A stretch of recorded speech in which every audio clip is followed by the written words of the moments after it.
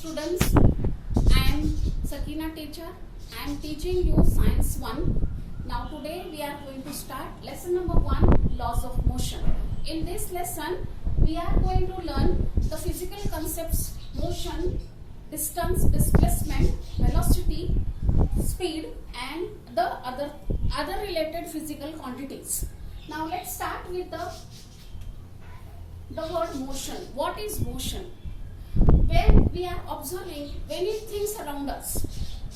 So when we are observing, some things are stationary while some objects are moving. For example, the living things, they are moving their own using their muscular energy. But the non-living thing remains in the stationary or in the rest position unless and until the force is not acting upon them. So when the force is given to the non-living thing, the non-living things are also moving from one point to another point or one position to another position. So when the objects are moving from one position to another position, then we are saying that the objects are in motion. So motion is nothing but the moving position of an object. The object is moving from one position to another or one point to another. That is the fundamental concepts of motion. Related to motion, we are now going to learn some physical things or physical quantities related to motion. When we are talking about motion, means the objects are moving. When the objects are moving, they are changing their position. For example, this one object is, A object is here in this position. Now force is applied to this object. The object is moving from this position and reaching to this position. Position here, the object is now in the position B. So object changes position. So that time we are saying that the object is moving, that the object is in motion. So when the object is moving, the object covers some distance. So now what is distance? What is the meaning of distance? When the object is moving from one position to another position, it travels some path. The object travels some path.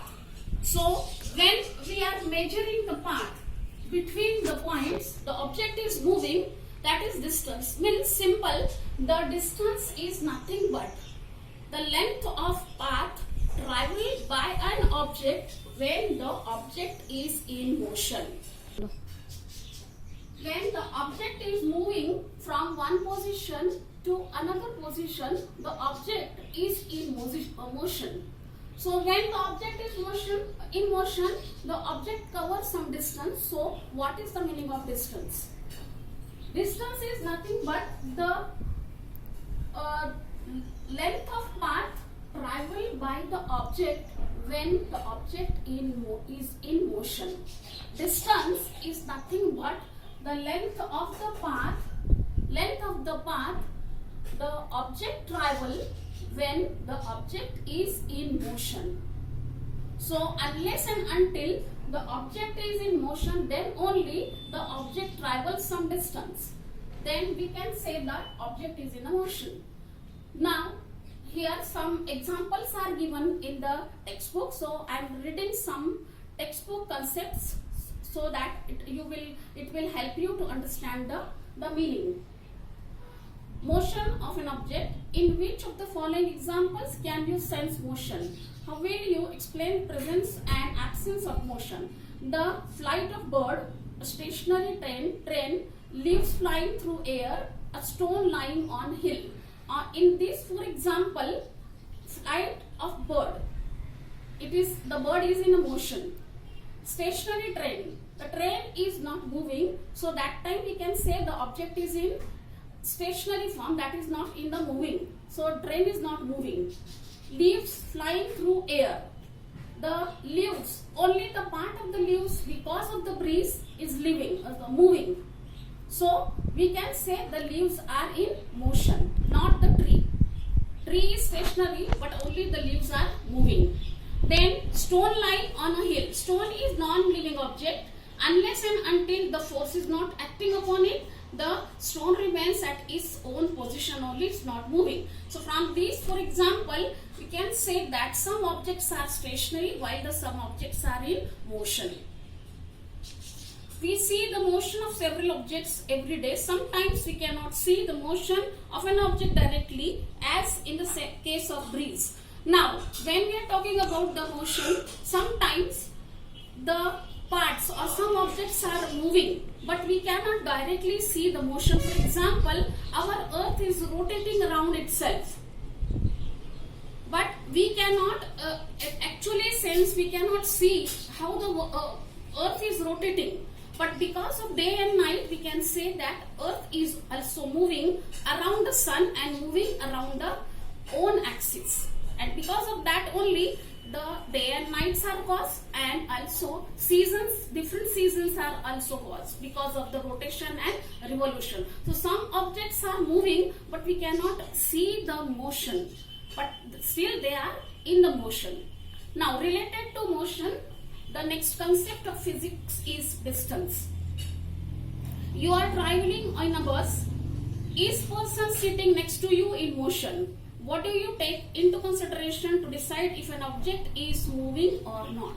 When we are traveling from one place to another place, the means of communications, we are different means of communications we are using, bus, train, and so on. So when we are sitting in a bus and when the bus starts, then each and every person sitting in the bus comes in motion. So when a person sitting to the next one, we are together, we are traveling, so our body is in motion, so everyone's body is also in the motion. So when object is moving, along with that object, each and every part is in motion. What do you take into consideration to decide if an object is moving or not? How can we say that object is moving? So when the object changes the position, and if we feel that the object changed the position, that time we can say that object is moving. Otherwise, if the object remains at its own position, though we force is applied, that time we can say the object is in the stationary, not moving. Now, distance, displacement, these two concepts now we are going to talk about this next point. Measure the distance between points A and B in the different ways as shown in the figure. Now, in the figure, in the textbook, here this A and B point is given. So, dotted line is shown by A and B point. With the help of a scale, we can easily measure the distance because this distance is very small. Direct distance we can measure, otherwise we can measure the distance by using this path also. In this way also we can measure the distance. So straight distance and the distance measured by the different path is different because the length is not same. So we can measure different way the distance depending upon how the object is present on the plane surface. Now one more example is given here. The three person, Sheetal, Prashant and Sangeeta, they are going to school. It is shown in the picture. Sheetal is going to school, but she is calling her friend Sangeeta in the way, and then they are going to school. So when Sheetal is moving from her house, reaching to Sangeeta's place from Sheetal's house is 500 meter. So she complete 500 meter distance and reaching to Sangeeta's house, and then both of them going to school. When they are going to school, they are covering again 1200 meter distance to reach the school. So total distance traveled by both Sangeeta and Sheetal is 1700 meter. While Prashant is going directly from house to school, traveling distance 1300 meter. Now, time taken by them, Sheetal is going to Sangeeta's house 500 meters, so she required only 5 minutes to reach that place. Then again they both are going to school. They required 24 minutes to reach the school. So total time required to both the person, that is Sangeeta and Sheetal, is 29 minutes. And for Prashant, he is going directly to the school. So when we are calculating the speed for these persons are not same, because Prashant is directly going to the school while Sheetal take the path in different way. So distance is nothing but the length of the path traveled by an object when the object is in motion. Now all these three persons, they are going to school, so they are moving and distance traveled by them is shown in the picture. So distance is nothing but the actual length of the path traveled by an object when the object is in motion. So unless and until the object is not in motion, the distance is not calculated, because the position is not changed.